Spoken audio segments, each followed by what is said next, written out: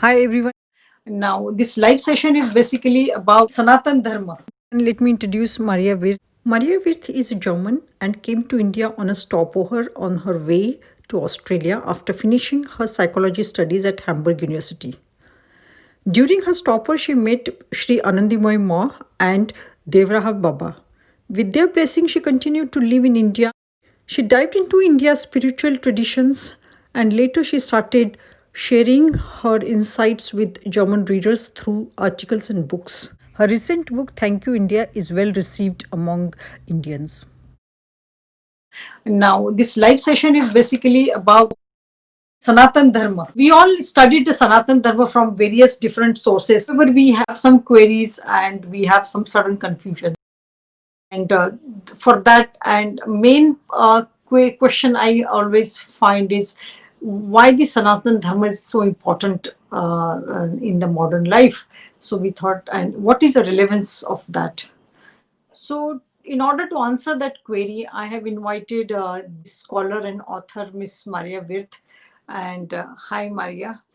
And Namaste. namaste. Right. And here, let me introduce Maria here. She has a very incredible, the background, but I will try to put it in a few words. So Maria Wirth is a German, and she came to India on a stopover, which she never thought in the beginning that would change her destiny.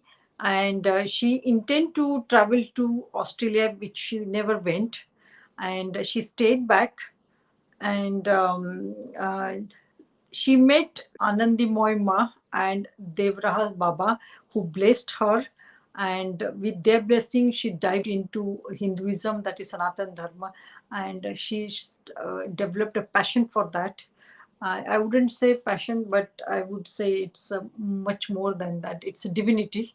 And with that love for Hinduism, she started learning more and she also started sharing all that information with her friends back home in Germany.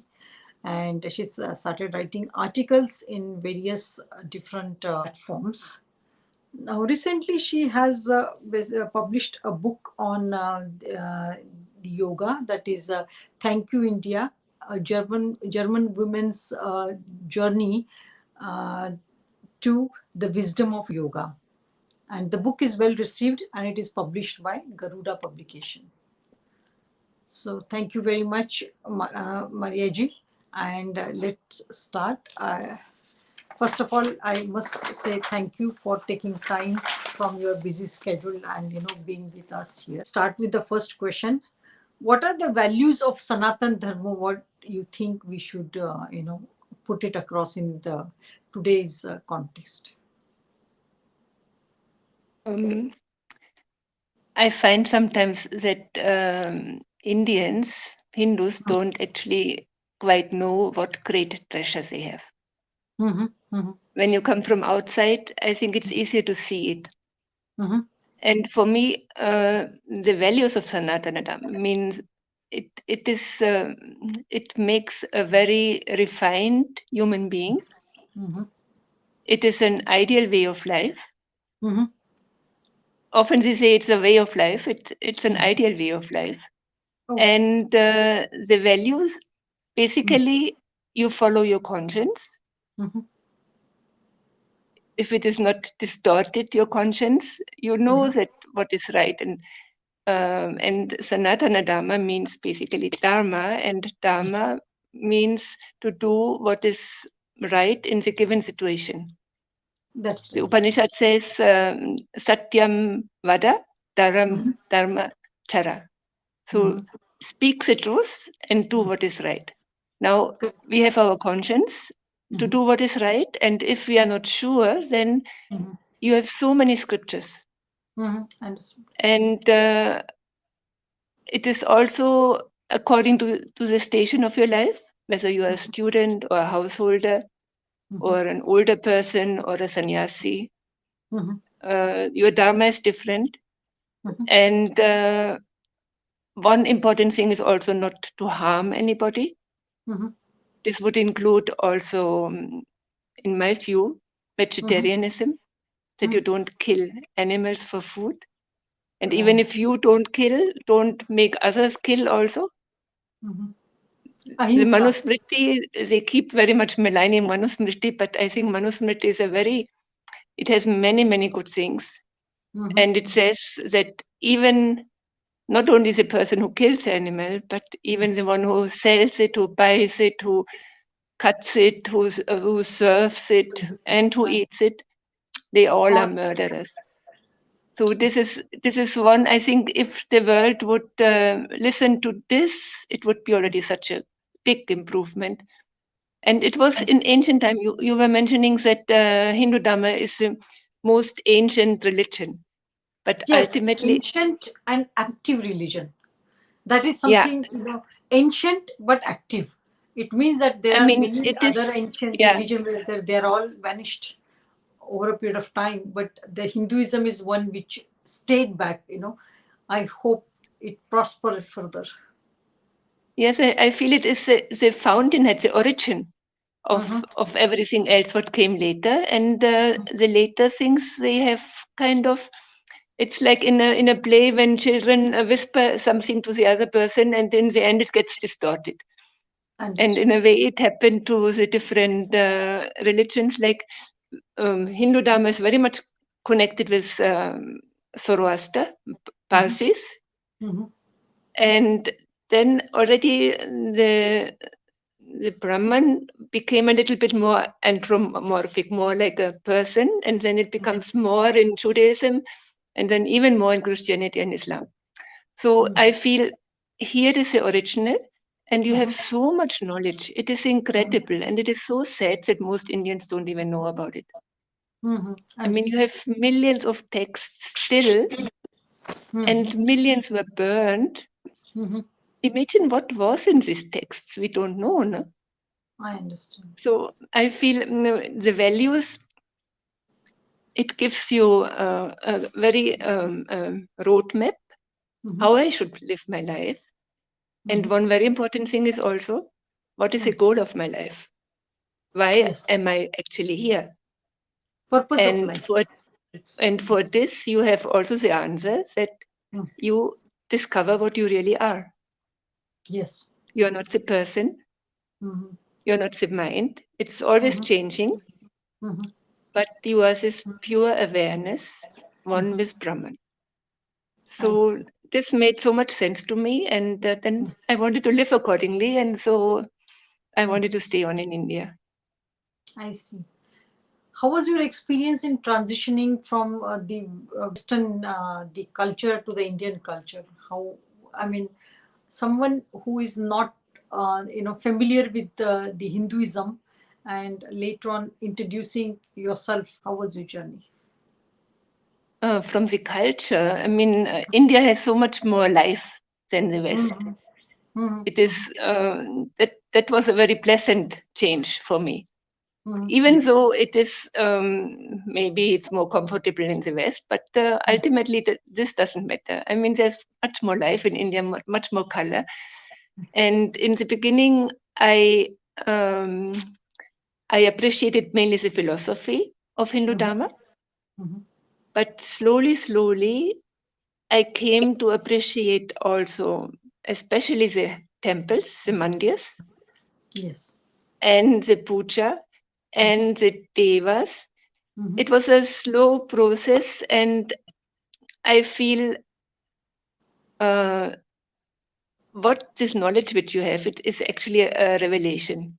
Human beings cannot know it. Like you Correct. cannot know that ultimately this whole universe is a kind of virtual reality. Yes. It is Maya. Maya. We cannot really know now, because the scientists, they had this information from India, they knew about Vedanta. So now we can even come to the conclusion, yes, the Indian rishis were right. But Correct. this is one point that we cannot know, and the rishis knew it from the beginning, basically. No? Yes, in ancient time, many Rishimunis knew it. But of course, the knowledge they put provided in the conceptual form, and now the reality, there is a difference. The link is lost. The reason that we have lost the language to interpret that, read and interpret and study, the Sanskrit is gone from our life. I think that is one of the reason where there is a big disconnect between the Vedas and our scriptures. And so wonderfully you explained about dharma, and that's one of the way we can follow that dharma path. But are there any other areas where that those are relevant in the modern life right now? I think you have to become a strong person, a strong, self-confident, Atma Vishwas. Atma Vishwas, And yes. it means Atma Vishwas. It doesn't mean my little person, but if I have trust, if you, I don't know how it is, mean in the West, sometimes people are very allergic against this word God. When I was young, I mean, you didn't use it, but I got very much used because in India it's very much used.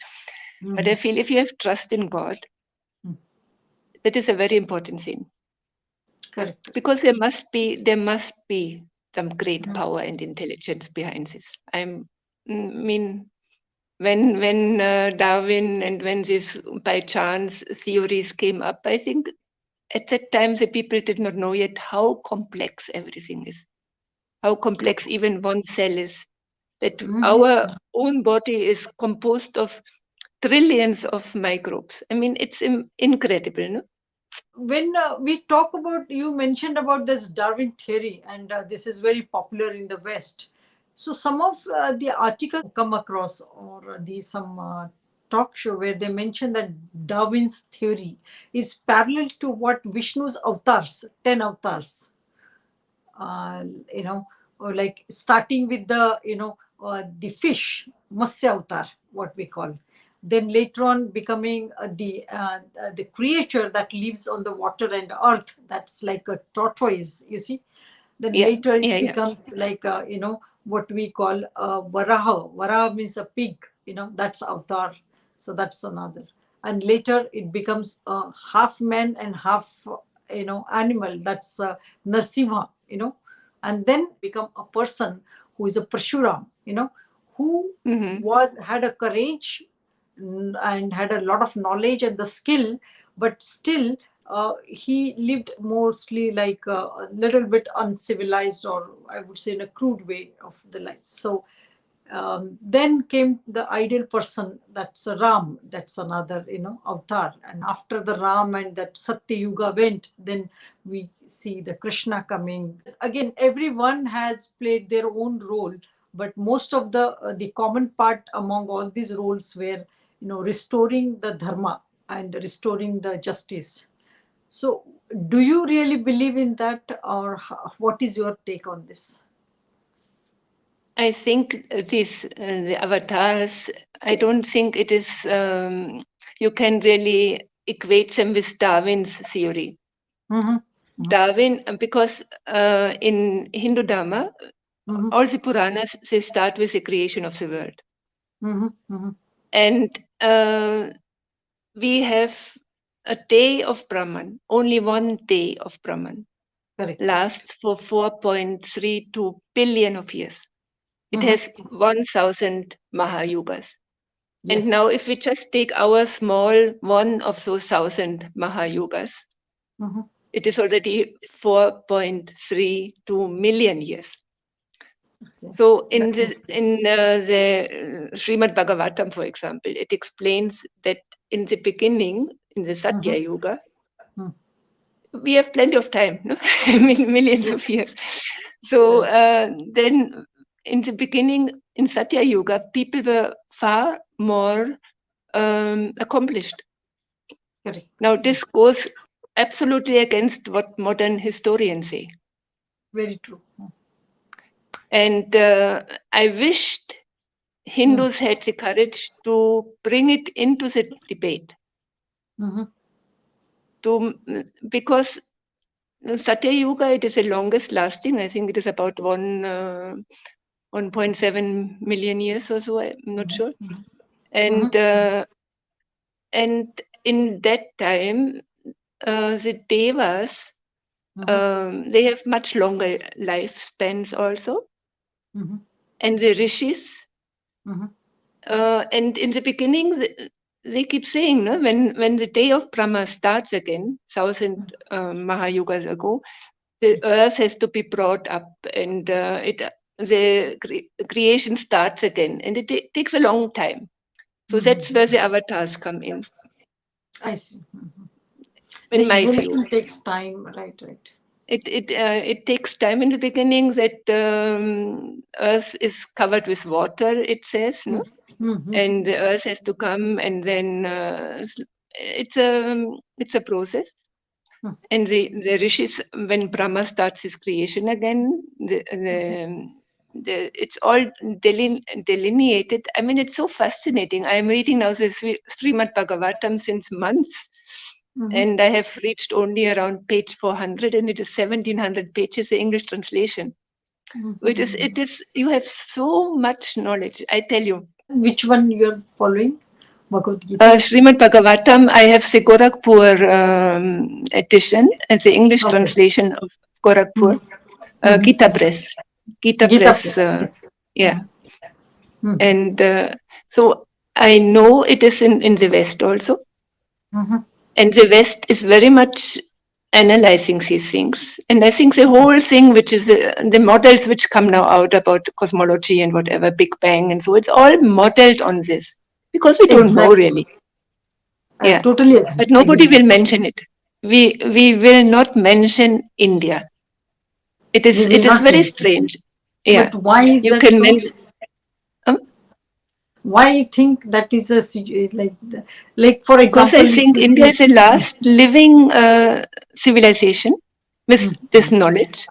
And the West tried to push everything on Greece. They may have even invented some Greeks to. They were saying Pythagoras was in India. Much before Pythagoras, the knowledge was already in India. Bodhiana, I think, he had this. I don't know how you pronounce Pythagoras. In German, we say Pythagoras. Yeah, Pythagoras. His theorem, it was much older. It was in India. Bodhiana had already discovered it.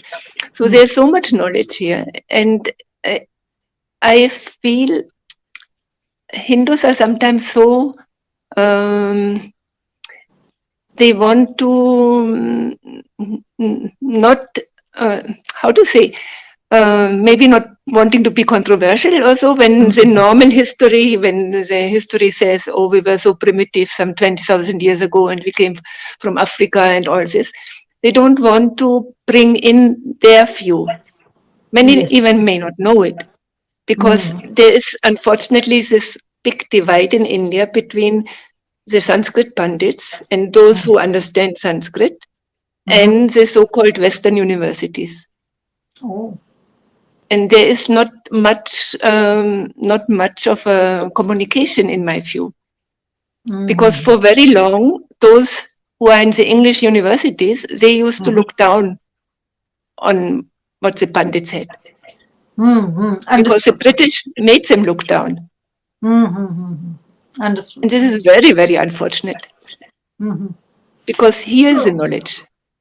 How do we, I mean, change this perception and help people, to reach out this knowledge to more people, especially to our next generation? What's happening? Like you have studied so much, you know the value of this one. Many Indians, they know, but now because of various reasons, they either they don't have a time, or they don't have they're outside, they don't have grandparents who can teach the grandchildren. So in what is the best way we can teach our children, and how do we start with that? I feel one very important point is that Sanskrit has to come back, because most of the knowledge is in Sanskrit. I heard there are still millions of texts in India, millions. Correct. Debroi, I'm not sure now, who translated the Puranas. he was saying that there are some 40 million texts still in India, and Yes, only about 5% are translated. that's right. And imagine, millions have burned in Nalanda, for example. Millions of That texts were that burned. that that was very unfortunate. But Um, imagine how much knowledge was here. What is in these million texts? Even if 100 texts of scientists are burned, what a painful loss. that is painful loss. So your civilization was Unfortunately, highly advanced. I mean, if you look at the temples, nobody can make these temples even today. yes, yes. Kailasha Even with Mandir. the today's modern technology, Yeah, it is impossible to create the temples like Kailash Temple, yeah, yeah, Ellora's, or even yeah. Hampi. In that case, if you see, it is Or extremely difficult. Whether even if you have a laser technology or so many other technologies, but creating that such a beautiful, the architecture, a conceptual, and then yeah, B is that putting that into the reality, and those are like such a complex creations. yeah, It's not just a structure, but the whole, the knowledge is basically inscribed on those stones. One yeah, part is a god, and the second part is about talking about the history, talking about the culture, talking about the dance and literature. So many things are put it on that so that next generation can read and be curious about them. So I think that is the best thing happened, is that our temples remained, so that we at least knew and we could witness that there was something great thing was part of our culture. If without those temples, it would have been highly impossible for us to know what was our actual the background and advanced technology and the science we our ancestors had, right? but even the knowledge, Sandhya, Hmm. look, this knowledge that Hmm. we are in a planetary system, Hmm. it cannot be known by human beings. We cannot know that this Hmm. one light up in the sky is Brihaspati, this is Mangal. We don't know. We cannot know. Yes, correct, Then correct. how did the ancient rishis know? Exactly. Now I just come across the WhatsApp, forward. They says the NASA put millions of dollars in the satellite to know when there will be eclipse and when there will be, sunrise and sunset. But Indian Mm-hmm. Panchang, Indian calendar, Hindu Yeah, calendar yeah, tells precisely that information without spending so much of a money. And this has been done since thousands and thousands years. We still yeah. follow the same the Indian Hindu calendar, you see. So there has to be some kind of a relevance, some kind of a science behind all those things. Another part, like many people may laugh it at, but some kind of a astrology and all those kind, there is also some relevance, some science behind it. Of course, there is some Of course. connection is lost, and because of that, people are making it as a laughing stock or something. But I'm sure there has to be some kind of a relevance, and which was more predictable. I've come across some of the people who have made better predictions, actually. I So feel uh, there is a science behind it, but mhm, we don't know how. Like, how do they know that we are in that Mercury, mhm, Venus, mhm. Earth, Mars? How did they Correct, know? correct. And that we are Very in true. a kind of eclipse, elliptical roundabout. We go around the Right, sun. right, It right, right. cannot be known. No? Yes, very And true. so, and I feel you don't own it really. You don't stress those plus points in favor of your civilization, and Very. that it has taught so much to the whole world. No? Mhm, mhm. No, one question I want to simplify this to our viewers. So if we want to simplify on imparting the knowledge to the next generation, so if we focus on that, what are the starting points we can give them? Like tell them, it's very difficult to put that into a structural form. But if instead of structural form, if we say 10 steps they should take it, at the age of when the child is small up to age 5, he or she should do these 10 things. So which you think we can, that is how we can start teaching them I something, think 5 or 8, it Sanskrit's a doesn't matter. language. It Uh-huh. should start right from 5 years, 6 years onwards. I see. Like when I That's was in Germany in school, my first foreign language was Latin. oh, okay. And Latin is a very dead language. It's just Yes. useful now for medical expressions, no? Correct, correct, correct. But we learned first Latin, and then only I learned English. Oh, is that So so? Hmm. yeah, and it was still now with my niece, who is much younger than me. I asked her, she also had first Latin. Oh, okay. So There is a lot of Sanskrit is being taught in German schools. That is what we learned. Is that true? How truth is that? yeah, you should know why it is taught. It's not taught in German school. In I think one English school is teaching it to small children because it has realized that it really develops brain also. Yes, But in yes. Germany, there are so many Sanskrit institutes because we have many Sanskrit texts Oh, is that stolen. so? Yeah, I came across on the internet. I came across a speech by the head of the Tübingen University from 1839. 1839. It was 4 years after Macaulay started the Indian English education, telling Indians, your tradition is not worth anything. And this professor in Germany in 1839, he says, we are very lucky because a missionary has come from India and he has given to our university 11 volumes of ancient Indian manuscripts. Oh, Yeah. okay. And among them, I remember it was Srimad Bhagavatam was there. Srimad Bhagavatam is huge. No? Mahabharata, maybe, at least Bhagavad Understood. Gita and Sayana's commentary and 11 types of things.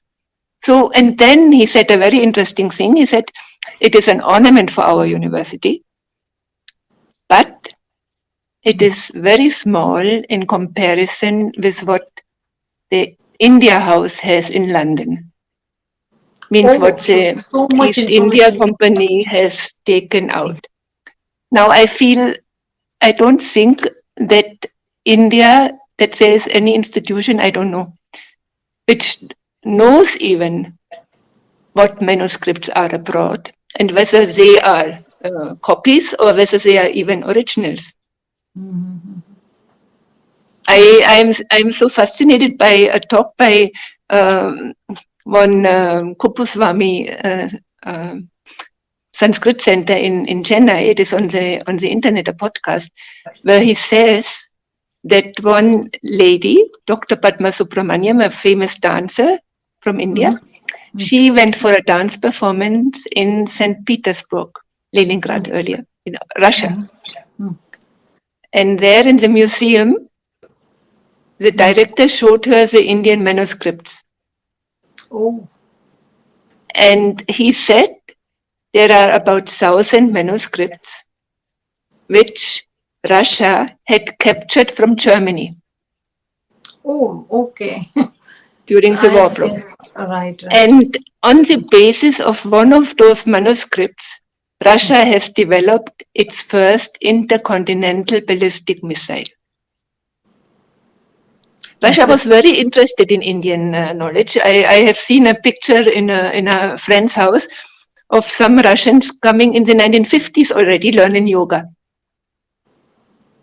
Is that so? When Yeah. during my childhood in 70s, I have seen my father bringing many Russian magazines for us to learn the Russian culture. So that time it was the India Russia, So Yeah, they yeah, were yeah, yeah. coming to India to learn India, and then we were learning Russian culture through the magazines and through it's like a cross cultural stuff was going on. So I remember Yeah, that. yeah. I remember when I was in the 1980s in Chanpat in Delhi, people would talk to me in Russian, thinking I'm from Russia. I see. Oh, the mistaken, right? Yeah, right. So they, apart from Sanskrit, what are the next, the easiest way they can do it? They can adopt something in the I daily think life. also the stories from the Puranas, Mm-hmm. from the even you have so many stories to bring things close for children. I think you should teach how the world came into being, Mm-hmm. how I mean it is difficult to if youngsters are not interested, how to make them interested, no? But when I was in the 80s here in India, there was zum Beispiel there was those cartoons about Mm-hmm. Shiva, Yes. about Amar Chitra Katha Amar or Chitra so. Katha. Yes, yes, yes. Yeah. Those were popular So when I was young. Yes, those we things, have gone or through that. even to make children familiar with their tradition, Mm-hmm. and then when they become older, also it is so natural to believe in a God, in a great power. It is natural for Understood. us, no? And then makes them reflect. What do you Mm-hmm. mean by this? Correct, correct, correct. Where is this God?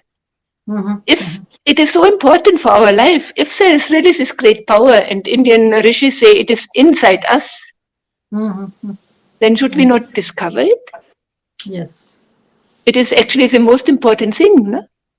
Very true, very true, If we very true. can make it understand, and we can also, I mean, you have so many rules which are not obvious in normal life, but uh, I, when you say when you give, you get, Mm-hmm. for example, no? Mm-hmm. When you are very freely giving, you get Mm-hmm. also.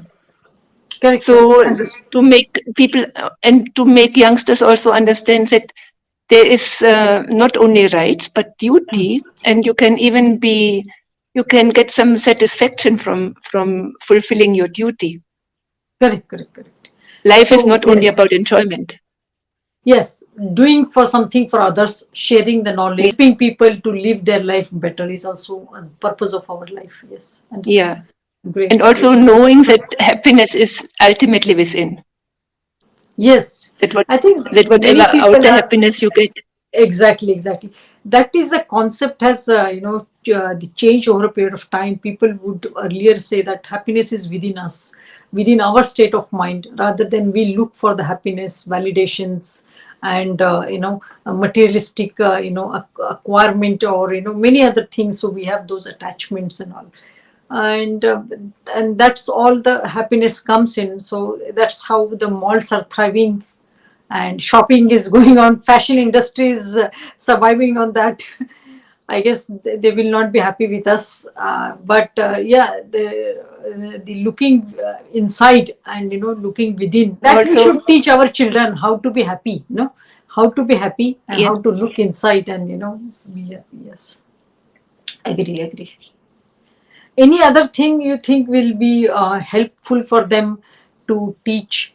Now we found 2 points very important. Is one is a teaching Sanskrit, and second one is that helping them to learn how to be happy, and learn helping them to take interest in the our scriptures, not scriptures but stories, Puranas and all. Yes, so that way they will know little bit about Hinduism.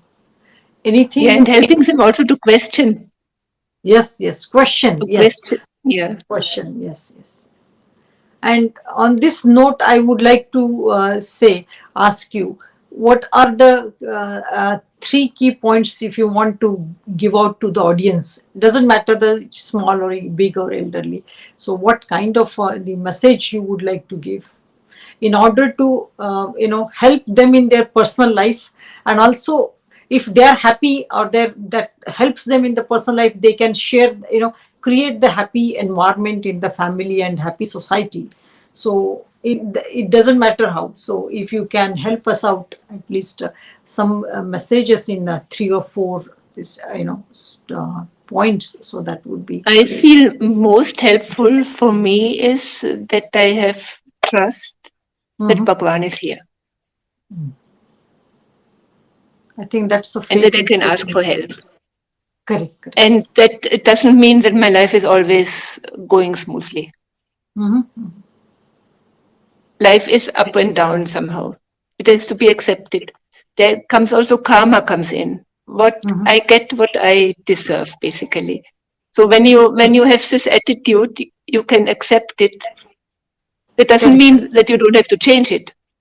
Mm-hmm. But at I first, think this is don't a good resist point. too much. Mhm. Don't resist it, Accepting. accept it, Mm. and then do your best to get out of the situation. So the good Yeah, days, not bad only days, let it pass, but if you have option to change the situation, then you can change it in positive a way. more efficient way. If Mm-hmm. you are peaceful in your mind, you said, okay, that is now what is the Mm-hmm. situation. Now, how do I Understood. get out of it? Mm-hmm. Mm-hmm. And Understood. another point is, I feel to often stop and feel what is inside. How you we are living always in the now, and we keep always running somewhere Mm-hmm. else in the Mm-hmm. future or past. No? So to be, I practice this when I'm writing. I sometimes it's a laptop when I'm sitting, then sometimes I just say stop, Mm-hmm. Mm-hmm. Understood. So, and how do then you look within yourself when you are mentioning that? Any particular guidance you want to give? How do you look inside? I don't know. My meditation, I can't say that it is very good. Sometimes it is very good. Sometimes a lot of thoughts comes also, but I feel mantra is very helpful to Mantra. start. Oh, great. Uh-huh. Mm-hmm. I start with mantra, and it depends also what I also sometimes often forget before meditation to tell myself, look, now those 15 minutes at least, um, don't interfere too much my mind. Not Correct. sitting down and wanting to what is happening in America now, whatever. No? So the mind can pull you out I very think quickly. So in this everyone way, is too just much concerned about this, what is happening in America. yeah. It's such a wonderful to know this. But any particular type of meditation you are following, or any just sit quietly and observe your thoughts?